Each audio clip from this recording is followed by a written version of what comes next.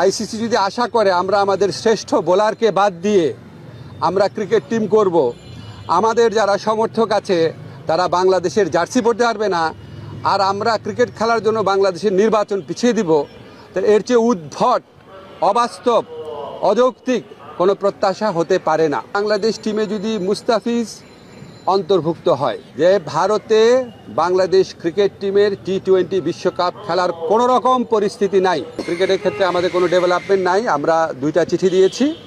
চিঠি দেওয়ার পর আমরা আইসিসির যে উত্তর সেটার প্রত্যাশা করছি।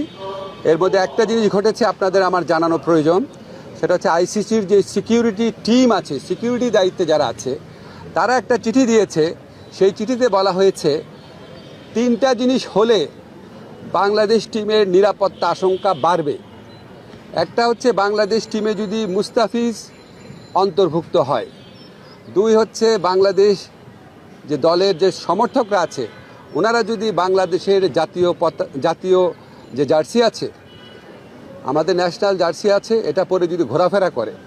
আর 3rd হচ্ছে ইলেকশন যত এগিয়ে আসবে তত নাকি বাংলাদেশ দলের নিরাপত্তা আশঙ্কা বৃদ্ধি পাবে।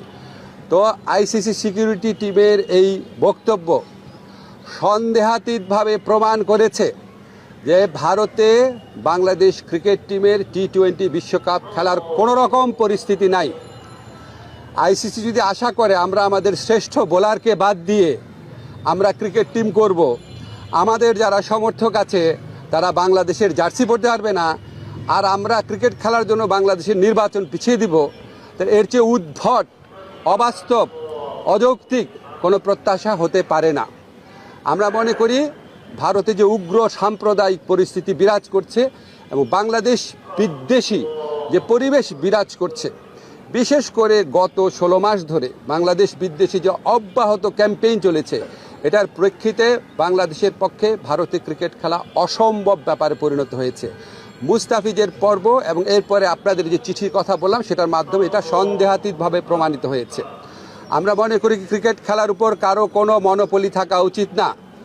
বাজার ব্যবস্থাপনার ভিত্তিতে একটা খেলার সম্পূর্ণ বা একটা টুর্নামেন্টের ভাগ্য নির্ধারিত হতে পারে না।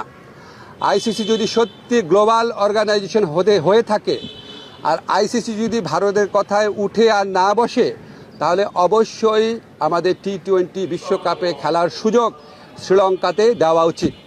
এই প্রশ্নে আমরা কোনো রকম নতি স্বীকার করব না। 2টা ভেন্যু তো ইন্ডিয়াতে, আর জিজ্ঞেস করছেন কেন? আমি তো বললাম ইন্ডিয়া মানে তো ইন্ডিয়াই। ইন্ডিয়াতে কি আপনি মানে আমরা ইন্ডিয়ার কথা বলছি, আমরা তো কলকাতা বলি নাই।